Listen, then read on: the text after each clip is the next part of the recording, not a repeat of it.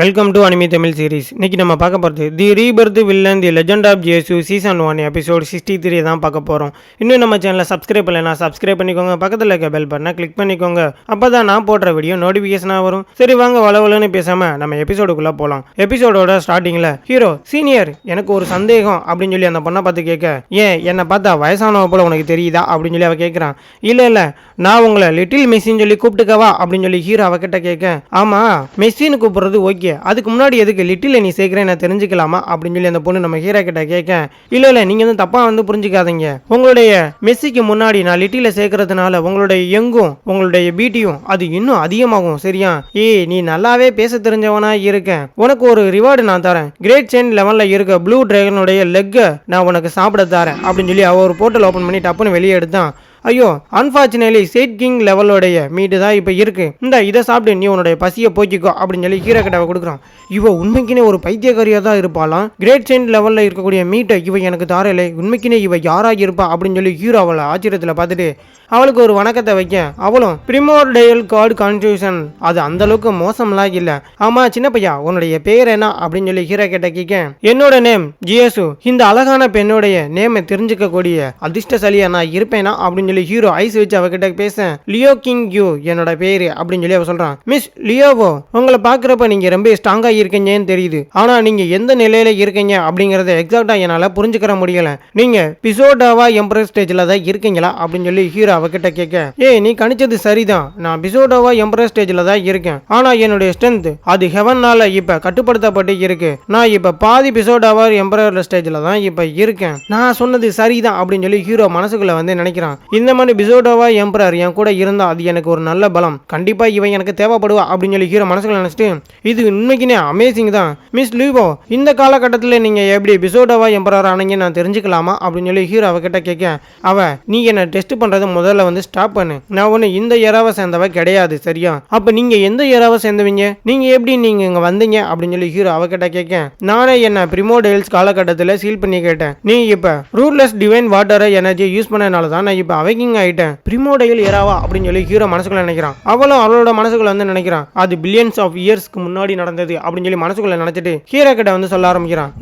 பிரிமோடைல்ஸ் ஏரால என்ன நான் சீல் பண்ணிக்கிட்டப்ப என்னுடைய வயசு பார்த்த அப்படின்னா 5000 இயர்ஸ் ஓல்டு தான் அப்ப எனக்கு வயசு, அந்த ஏராலேயே ஒரு யங்கஸ்ட் எபிசோட் அவர் எம்பரர்ஸ்னா அது நான் தான் அப்படின்னு சொல்லி அவ ஹீரோ கிட்ட சொல்ல ஹீரோ மனசுக்குள்ள நினைக்கிறான், என்னது இவ வந்து சீல் செய்யப்பட்டு இருந்தாளா, இவளை நான் இப்ப வந்து அவைக்கிங் பண்ணிட்டேனா, ஒருவேளை விதி ஒரு மிஸ்டீரியஸா தான் செயல்படும் சொல்லுவாங்க, அது இதுதானோ அப்படின்னு சொல்லி ஹீரோ மனசுக்குள்ள நினைச்சிட்டு, ஆமா நீங்களே உங்களை எதுக்காக சீல் பண்ணிக்கிட்டீங்கன்னு நான் வந்து தெரிஞ்சுக்கலாமா அப்படின்னு சொல்லி ஹீரோ அவகிட்ட கேட்க, பிரிமோடைல்ஸ் ஏரால ஒரு எம்பரர் அவர் ஃபியூச்சரை கணிக்கக்கூடிய ஒரு சீக்ரெட் டெக்னிக்கை வந்து கண்டுபிடிச்சாரு அப்படின்னு சொல்லி அவன் ஹீரோ கிட்ட சொல்ல, ஆமா சீக்ரெட் டெக்னிக்கா என்னது அப்படின்னு சொல்லி ஹீரோ அவகிட்ட கேட்க, அவுட்டர் ஹெவன், உன்னால அவுட்டர் ஹெவனுக்கு போக முடிஞ்சிச்சு அப்படின்னா உன்னுடைய டாவா அது எக்ஸ்டெண்டட் ஆகும், உன்னோட லைஃபோட லிமிட்ஸை நீ பிரேக் பண்ணி நீ ஒரு இம்மோர்டல் ஆகலாம். அன்பார்ச்சுனேட்லி எம்பரர்ஸ்கள் கூட அதை வந்து கண்டுபிடிக்கவே முடியல பிரிமோடைல்ஸ் ஏரால, அதனாலதான் ஒரு சில பேர் நாங்களே எங்களை வந்து சீல் பண்ணிக்கிட்டோம், ஒருவேளை ஃபியூச்சர்ல இந்த இம்மோர்டல்ஸை வந்து ஆகக்கூடிய வழியை கண்டுபிடிச்சாங்க அப்படின்னா அது எங்களுக்கு யூஸ்ஃபுல்லா இருக்கும்ல அப்படின்னு சொல்லி ஹீரோ கிட்ட அவ சொல்ல, மிஸ் லியாவோ நீங்க சொல்றதெல்லாம் வச்சு பார்க்கும்போது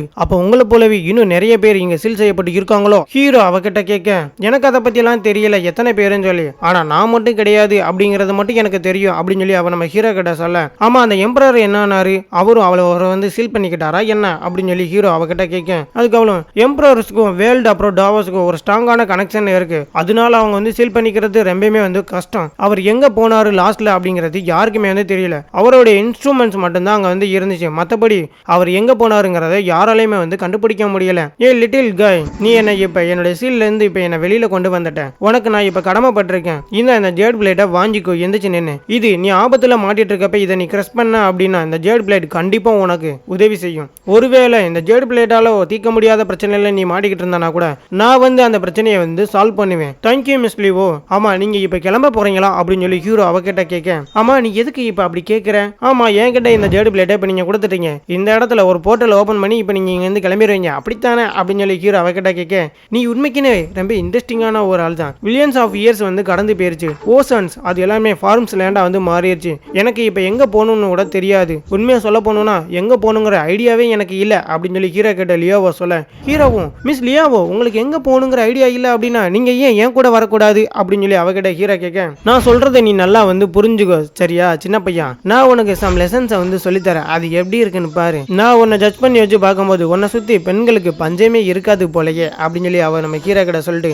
ஹீரோ டப்புன்னு மனசுக்குள்ள அவகிட்ட இருந்து விலகி நினைச்சு பார்க்குறான். ஒருவேளை பிரிமோடேல்ஸ் யாரால பீப்புள்ஸ் இப்படி திறந்த மனப்பான்மை கொண்டவங்களா இருக்க மாட்டாங்களோ? இவ பேசுறத வச்சு பார்க்கும்போது நயவஞ்சகமா பேசுற மாதிரி தெரியுதே. நம்ம இன்னும் ஆரம்பிக்கவே இல்ல, நீ அதுக்குள்ள பயப்படுறியா என்ன அப்படின்னு சொல்லி அவன் நம்ம ஹீரோ கிட்ட கேட்க, இல்ல அப்படிலாம் இல்ல, நீங்க இப்படி என்ன ஹோல்டு பண்றனால என்னால என்ன வந்து கட்டுப்படுத்த முடியல அப்படின்னு சொல்லிட்டு ஹீரோ மனசுக்குள்ள நினைக்கிறான். என்னால இவளை ப்ரிடிக்ட் பண்ணவே முடியல, ஒருவேளை இவ என்ன ஒரு ஸ்லாப் பண்ணா அப்படின்னா நான் கண்டிப்பா வந்து இறந்து போயிருவேன், நீ ரொம்ப பயப்படுறிய அப்படின்னு சொல்லிட்டு அவன் வந்து சிரிக்கிறான். ஆமா எனக்கு ரொம்ப பயமா இருக்கு, என்னை எங்கேருந்து போக விடுங்க அப்படின்னு சொல்லி லியோ கிட்ட நம்ம ஹீரோ சொல்றான். சரி சின்ன பையன், முன்னாடி நான் ஒயிட் ட்ரெஸ் போட்டு வந்தேன் அப்படின்னா நீ இப்படி பயப்படாத மாதிரி நடந்துக்காத சரியா, நீ ரொம்ப ஈஸியாவே வந்து செத்துருவ. என்னது ஒயிட் ட்ரெஸ்ஸா, அது ஏன் உனக்கு அவளை பார்க்கும்போது தெரியும் அப்படின்னு சொல்லி அவன் நம்ம ஹீரோ கிட்ட சொல்ல, ஹீரோ மனசுக்குள்ள நினைக்கிறான், என்ன இவ வந்து சொல்றது எனக்கு புரியலையே, ஒருவேளை இவ பர்சனாலிட்டி இவள் வந்து சுவிட்ச் பண்ணுவாளா என்ன, இவ அப்ப மல்டிபிள் பர்சனாலிட்டி டிசார்டர் இவளுக்கு இருக்கா என்ன, அப்படி இருந்தா எனக்கு அது பிரச்சனை தானே அப்படின்னு சொல்லி ஹீரோ மனசுக்குள்ள நினைக்க அவ ஹீரோவோட ஷோல்டர்ல கை வச்சுட்டு, நீ எதை பத்தி வந்து கவலைப்படாத, அவ காரணம் இல்லாம யாரையும் வந்து கொல்ல மாட்டான், அதனால நீ அவகிட்ட எந்த ஒரு வம்பு வச்சுக்காத சரியா அப்படின்னு சொல்லி அவ லைட்டா ஸ்மெல் பண்ண, இவ சிரிக்கிறத பார்க்கும்போது இவளை நம்ப கூடாதுன்னு நான் நினைக்கிறேன் அப்படின்னு சொல்லி ஹீரோ மனசுக்குள்ள நினைக்க, ஓ சீட் அவ வந்துட்டான் அப்படின்னு சொல்லி டப்பு நான் வந்து வெள்ளை ட்ரெஸ்ல வந்து மாறிடுறான். மிஸ் லியோவோ உங்களுக்கு என்னாச்சு அப்படின்னு சொல்லி ஹீரோ அவகிட்ட கேட்க, மிஸ் லியோவோவா எனக்கு அந்த நேம் வந்து பிடிக்கல, அப்புறம் நான் உங்களை எப்படி கூப்பிடுறது, மிஸ்ன்னு கூப்பிடவா இல்ல சீனியர்னு கூப்பிடவா அப்படின்னு சொல்லி டப்புன்னு ஹீரோ வந்து ஒரு ஐஸ் கட்டி வச்சு வந்து அட்டாக் பண்றான். அது ஹீரோவோட நெத்தி கிட்ட வந்து நின்னுட்டு இருக்கு. மிஸ் லியோவோன்னு என்னை கூப்பிடுறேன், நான் ஒன்னு சின்ன பொண்ணு கிடையாது, சீனியர் லியோவா. அந்த வார்த்தையை கேட்கும்போது ரொம்ப வியர்டா இருக்கு அப்படின்னு சொல்லி ஹீரோ நெத்தியில வந்து ஐஸ் கட்டி வச்சுருக்கீங்க, நான் உங்களை ஆண்டின்னு கூப்பிடவா அப்படின்னு சொல்லி சொல்ல, எனக்கு அந்த பேர் வந்து பிடிச்சிருக்கு, சரி அப்படின்னு நான் உங்களை இனிமே ஆண்டி லியோவோன்னு வந்து கூப்பிடுறேன், ஒருத்தங்களை நான் அத்தனை கூப்பிடுறது